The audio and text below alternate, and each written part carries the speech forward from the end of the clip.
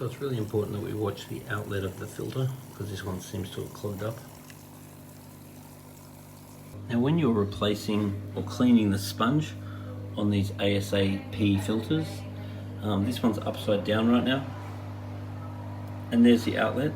So it's really important that you put the sponge in that way, because the water has to go in the back of the sponge, through the sponge, and then out, and that's effectively the top.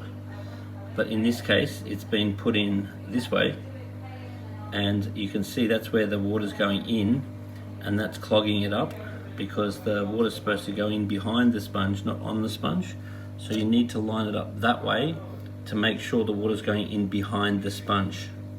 So it must be that way, not that way. Otherwise it won't work, which has been the case here. So someone's given it a clean, which is great, but they put the sponge in wrong. Now it's really important that you can see the outlet of your filter, and it needs to be agitating the surface, and that way you've got to visibly see it. So therefore, if it reduces for whatever reason, you can clean your filter or do whatever you need to do.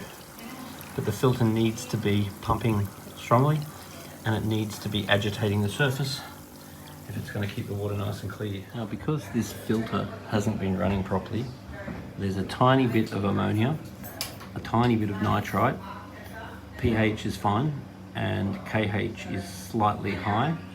So none of this I'm particularly worried about, but we are going to use some water agent to detoxify the ammonia and nitrite, get the filter working better, do a water change, and away we go.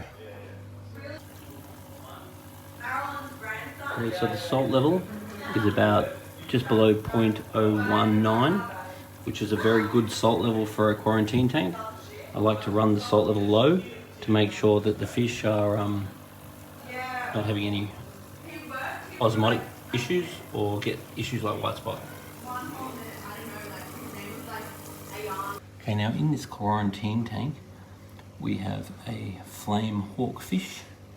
We also have a carpet blenny jumping around here somewhere. And then up inside this coral, we have a Niger trigger. And they're in the middle of being quarantined at the moment. There goes the blenny. There's the...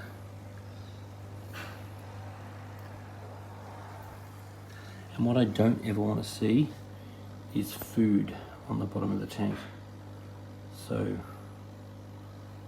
there's quite a bit of food here, so I'm going to have to scoop that out. And so if the fish aren't eating the food, it's really important the food doesn't stay in the tank, otherwise the food will cause ammonia, which is present at the moment, and that can actually be poisonous to the fish. So you've got to watch the fish, make sure they're eating the food, and make sure the food's all eaten in 30 seconds. Otherwise you do have to remove the food or it'll rot. Particularly in this case where the filter actually wasn't working. Now this thing is one of the best things you can ever have for your aquarium or pond.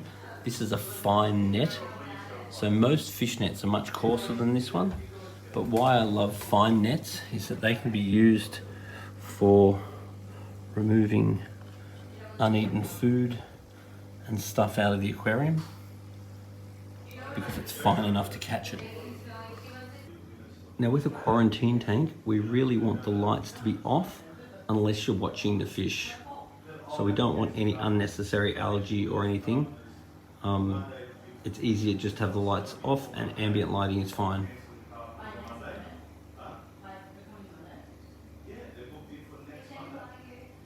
Obviously assuming there's no live coral in there.